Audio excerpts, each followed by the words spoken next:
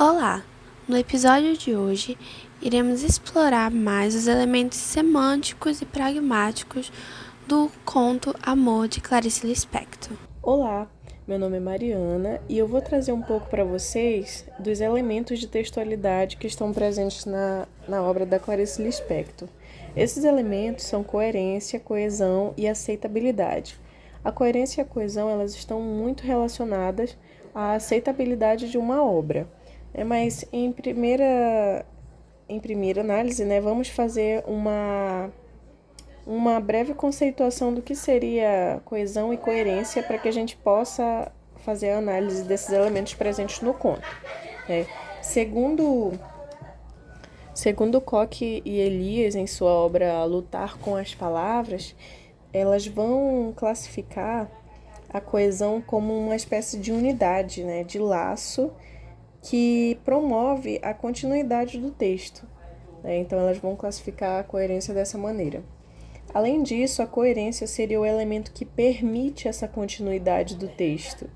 A coerência ela é dividida em 4 outras classificações, que são a repetição, a reiteração, que é a reiteração, a progressão, a não contradição e a relação.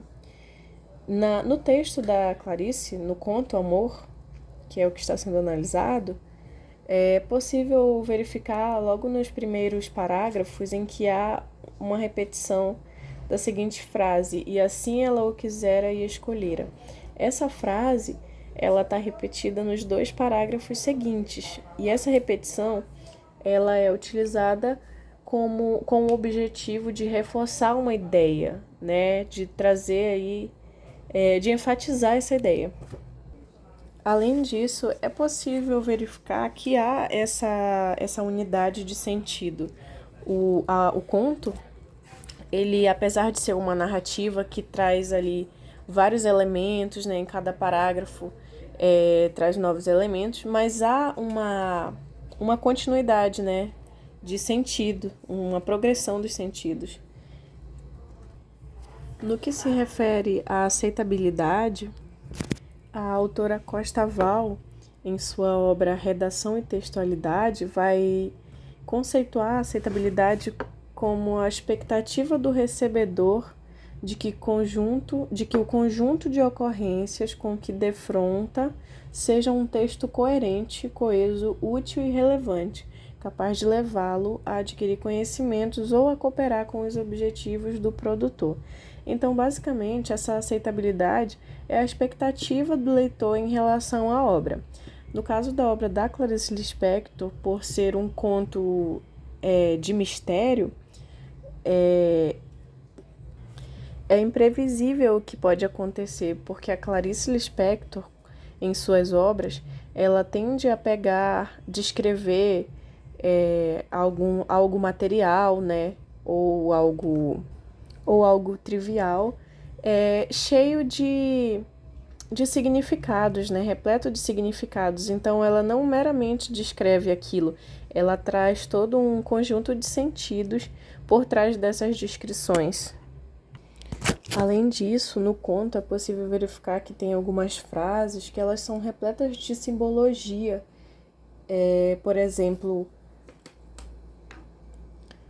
o assassinato era profundo e a morte não era o que pensávamos, Além disso, ela traz outras expressões também, como o mundo era tão rico que apodrecia. Esses trechos eles se referem a outros trechos em que a protagonista está em um jardim. Então, ela vai descrevendo elementos desse contexto, desse espaço. Ela descreve esses elementos de uma maneira muito profunda, misteriosa. Então, é o que se espera dos contos da Clarice Lispector, São essas descrições profundas, essas análises profundas diante de algo trivial, diante de algo simples, que ela vê uma intensidade dentro das coisas simples. E essa é uma das maneiras, uma das formas, que Clarice trabalha as suas obras, Agora, no que se diz respeito à intencionalidade do conto, que está inteiramente ligada à aceitabilidade, é basicamente o que vimos no episódio anterior. É o que a autora pretende passar com todo o seu esforço linguístico ao produzir este conto com coesão e coerência. Que reflexão ela quer levar? E vimos que há muitas reflexões neste conto, principalmente acerca do papel da mulher dentro da cultura brasileira. A situacionalidade, todavia, está ligada ao contexto em que o conto está inserido. O conto Amor foi lançado na década de 60, no século passado. Sabemos que após 60 anos, o papel da mulher foi totalmente ressignificado, apesar de ainda existir o patriarcado estrutural. Hoje, uma mulher não está mais destinada a um único papel de dona de casa e mãe. Hoje, uma mulher pode estudar e seguir diversos ramos da ciência, ainda assim ser mãe, porém não se atrelando unicamente a este papel, sem qualquer outra função social. Já a informatividade, segundo Bentes, remete ao grau de previsibilidade das informações que estarão presentes no texto, de modo que o interlocutor possa calcular-lhe o sentido com menor ou maior facilidade. No caso do conto Amor, para entender bem o texto, é necessário um certo conhecimento, principalmente de interpretação textual, pois a linguagem da Clarice é um pouco complexa e ela utiliza de muito fluxo de consciência e monólogo interior para explicar as suas reflexões. Além de que o objetivo do conto não é necessariamente informar, e sim causar reflexão, certo? Bom, segundo Antunes, o ato de falar ou escrever é uma atividade que retoma outros textos, isto é, que remonta a outros dizeres. E isso nós chamamos de intertextualidade. No caso do conto da Clarice Lispector, Amor, ele serve de base para a intertextualidade em outros textos. Há até intertextualidade entre os contos psicológicos da Clarice Lispector. Há uma intertextualidade implícita entre os contos da Clarice.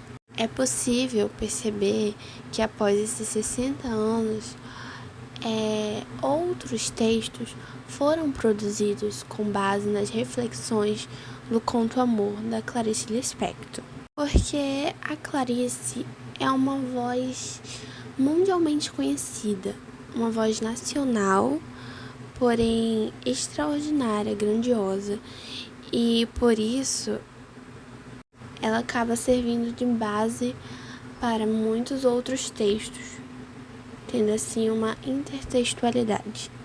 Deixo aqui também umas dicas de leitura, também de contos psicológicos, do mesmo jeitinho que essa grande escritora escreve, Uma Galinha e Obsessão.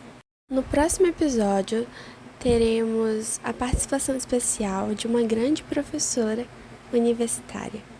Obrigada por ter escutado até aqui e até a próxima!